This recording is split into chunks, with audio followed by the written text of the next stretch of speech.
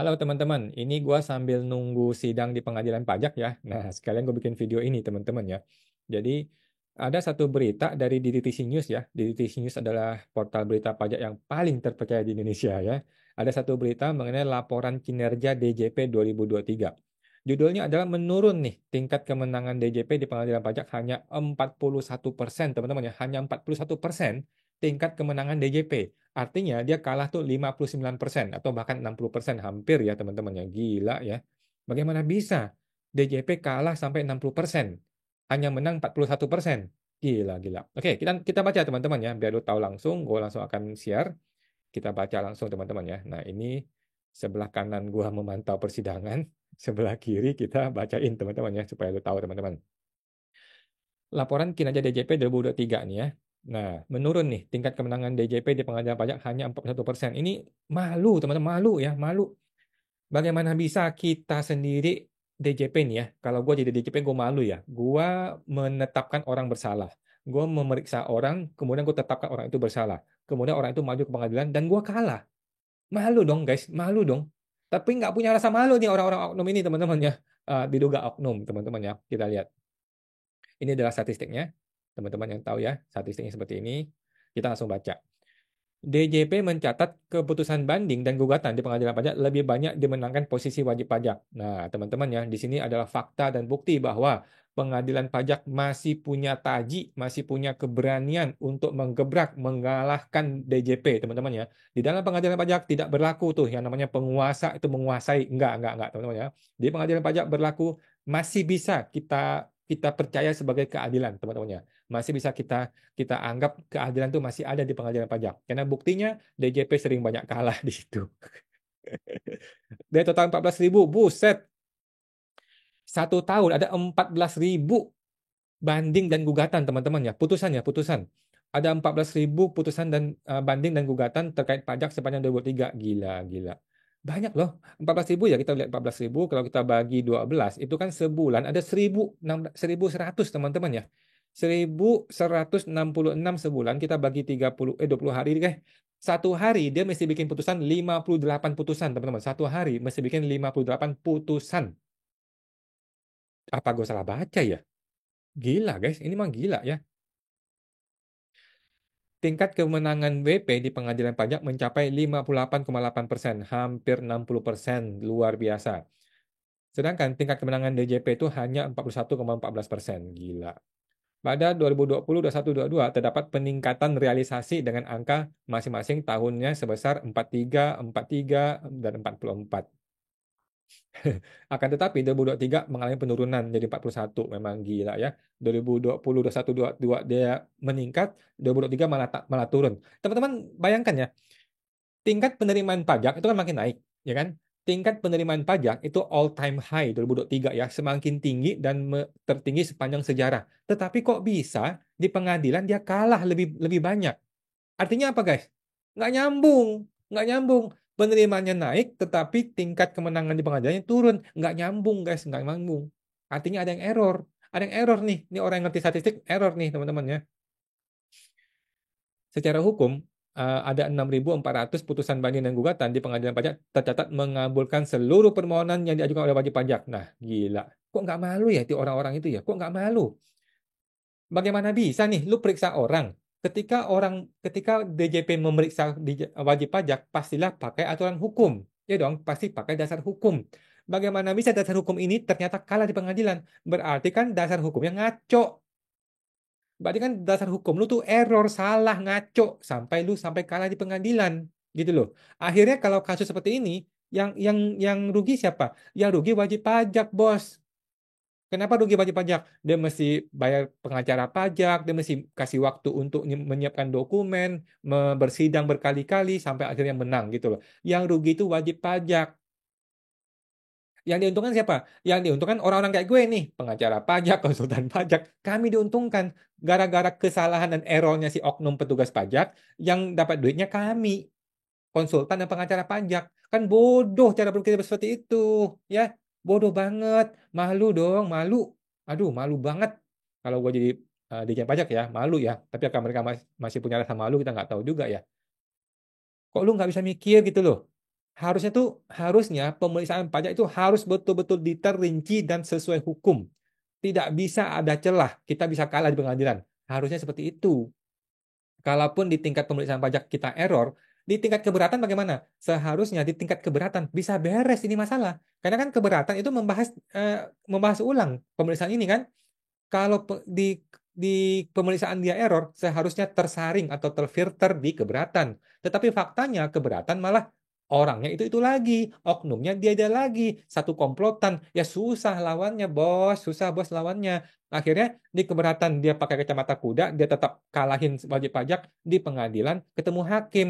Ketemu hakim dia nggak bisa jawab dan dia kalah, malu dong, 60% kalah. Aduh, kok nggak bisa pakai otak. Tetapi ya anyway, itu fakta persidangan, teman-teman ya. Selanjutnya, 2.600 putusan tercatat mengabulkan sebagian permohonan WP. Adapun sebanyak 3.000 putusan tercatat menolak seluruh permohonan yang diajukan WP. Lalu terdapat 900 putusan yang dinyatakan permohonan itu tidak dapat diterima. Mungkin karena legal formalnya nggak penuh ya. Menurut DJP, terdapat beberapa kendala yang menyebabkan tingkat kemenangan DJP dalam sengketa di pengadilan pajak itu cenderung rendah. Menurut DJP, teman-teman ya. Kita lihat bagaimana mereka membuat alibi. Alibinya apa? Pada level KPP, kualitas koreksi oleh KPP masih belum optimal. Setuju, setuju ya. Jadi DJP kan mengkoreksi ya. DJP mengkoreksi fiskal terhadap laporan wajib pajak.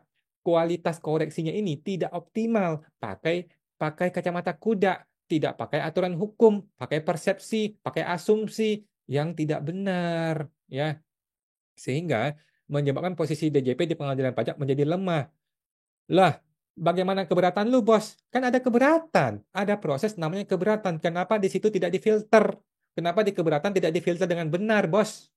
Kenapa masih nunggu ke pengadilan, bos? DJP, nggak usah ada keberatan kalau gitu. Langsung aja ke pengadilan. Aduh, nggak ada malu deh ya. Pengolahan SPT juga belum dilaksanakan secara optimal oleh KPP. Setuju, teman-teman ya, setuju. Jadi pengolahan SPT, orang lapor SPT nih, pengolahannya bagaimana? Belum optimal. Sehingga ketika orang diperiksa pajak, si tim pemeriksa itu tidak punya senjata yang kuat. Tim pemeriksa tidak punya senjata yang kuat karena pengolahannya tidak kuat, tidak optimal. Akibatnya apa? Gara-gara dia dapat tekanan dari kantor pusat, dia hantam aja koreksi fiskal suka-suka dia. Akibatnya apa? Kalau WP-nya tidak berani, dia mengalah. Kalau WP-nya berani, masuk pengadilan, menang WP-nya. Kan bodoh caranya begitu. Aduh, tapi ini masih dugaan oknum, teman-teman ya. Hal ini berdampak pada sengketa-sengketa formal. Oke, pada level Kanwil, nah keberatannya, dukungan data dari Kanwil masih belum optimal dan kemampuan teknis para penelaah keberatan masih belum merata. Jadi buat apa ada keberatan kalau gitu, bos? Dia mengakui loh ya, DJP mengakui dukungan data Kanwilnya tidak optimal, kemampuan teknis penelaah keberatan juga tidak merata. Ya udah nggak usah ada keberatan kalau gitu, nggak usah ada keberatan, nggak usah. Ngapain lu bikin keberatan kalau petugasnya tidak qualified? Matilah wajib pajak digituin. Matilah kami-kami ini wajib pajak kalau penelaah keberatannya tidak qualified, tidak merata, tidak mampu. Mampuslah kami ini. Lu langsung putuskan kalah wajib pajak, kemudian kita mesti bayar pengacara, maju ke pengadilan lagi, repot lagi, mahal lagi. Kalau kalah, kena denda lagi. Matilah kami ini, celakalah wajib pajak kalau begitu caranya, bos. Tempatkanlah orang-orang yang qualified di Kanwil supaya ini kasus tidak perlu maju ke pengadilan, langsung selesai di Kanwil, di keberatan. Aduh, nggak ngerti nih para pembuat kebijakan nih ya. Tak hanya itu, surat uraian banding dan surat tanggapan dari Kanwil masih kurang argumentatif. Lagi-lagi dia mengaku nih ya, kok bisa ya? Kok bisa sih dia mengaku bahwa surat banding mereka itu tidak argumentatif. Ya salah lu sendiri. Kenapa nggak diperbaiki? Kenapa nggak pakai biro hukum yang betul, yang benar, yang qualified? Aduh, hire dong pengacara yang betul, wahai DJP. Pada sisi lain, DJP berpandangan majelis hakim di pengadilan pajak cenderung mengedepankan kebenaran material dan mengabaikan peraturan formil. Terbalik, bos, terbalik, terbalik. Ya, justru Anda nih para DJP-DJP nih, oknum ya, diduga oknum, yang tidak mau mengedepankan kebenaran formil. Di mana gugatan nih, lihat nih gugatan PT Arion yang kita menggugat formil. Kalian semua tuh membela diri semua, padahal udah jelas tuh pelanggaran formil. Terbalik, bos, ya. Guna memperbaiki kinerja dalam menghadapi banding dan gugatan pada tahun-tahun berikutnya, DJP berencana untuk menyempurnakan regulasi yang tidak harmonis dan multitafsir. Pertanyaan gua, regulasi yang mana, Bos? Ini kan cuma ngomong doang, omong-omong doang ini. Regulasi mana yang mau lu perbaiki? Coba lu jawab. Tadi kan gini, tadi masalahnya apa? Problemnya adalah petugas di KPP-nya nggak beres, petugas kanwilnya nggak beres. Terus solusinya adalah menyempurnakan regulasi yang tidak harmonis. Kan nggak masuk akal otak lu kemana? Aduh, Suryo Utomo. Mohon maaf nih Pak Suryo ya, mohon maaf, respect gua. Gini bos, ini kan ada hubungan kausalitas ya, ada hubungan kausalitas ya, sebab akibat.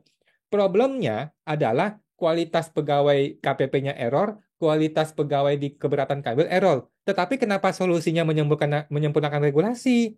Seharusnya solusinya adalah melatih atau membimbing para pelaku pemeriksa pajak dan keberatan menjadi lebih berkualitas. Gitu dong. Bagaimana teman-teman? Lu yang nonton video ini coba deh lu komentar.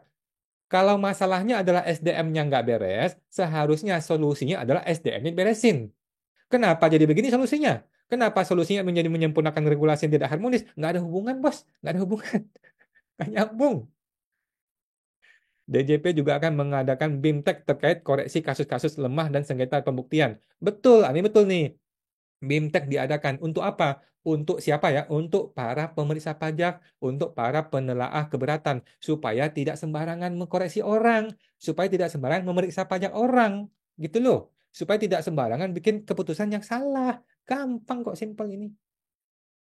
Aduh. Selanjutnya, DJP juga akan membuat standarisasi upaya hukum di tingkat banding dan gugatan guna mempercepat penyelesaian sengketa. Standarisasi seperti apa? Tunjukin ke publik dong, kasih tahu kami dong, bagaimana sih cara kerja lu? Kemampuan beracara para petugas sidang juga akan ditingkatkan. Ini benar, ini betul teman-teman ya. Kemampuan beracara para petugas sidang harus ditingkatkan. Ini betul, ini betul. Ya, jangan sampai bersidang tuh hahi ho ho, nggak ngerti, cuma bilang nanti nanti nanti. Ampun, dah kalau digituin matilah wajib pajak lu gituin bos. Oke teman-teman ya, ini gue sudah mau hampir bersiap sidang. Jadi intinya fakta menunjukkan bahwa masyarakat Indonesia masih bisa percaya kepada pengadilan pajak.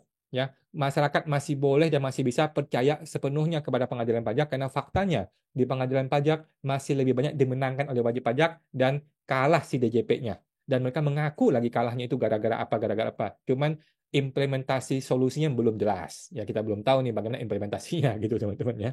Oke teman-teman, itu aja ya teman-teman, dan teman-teman saksikan terus persidangan pengadilan pajak. Kita akan update terus sampai selesai persidangannya teman-teman ya, supaya terbukti siapa yang benar siapa yang salah dan bagaimana proses yuridis normatif dari proses persidangan di pengadilan pajak ini, supaya teman-teman tahu nih ya, jangan sampai bodoh-bodoh amat ya sebagai wajib pajak. Jangan ya, kita mesti paham juga dikit-dikit hukum lah ya, ngerti, supaya kita nggak dibodoh-bodohin gitu ya ketika pemeriksaan pajak. Oke, itu teman-teman ya, semangat teman tuh, sampai jumpa lagi.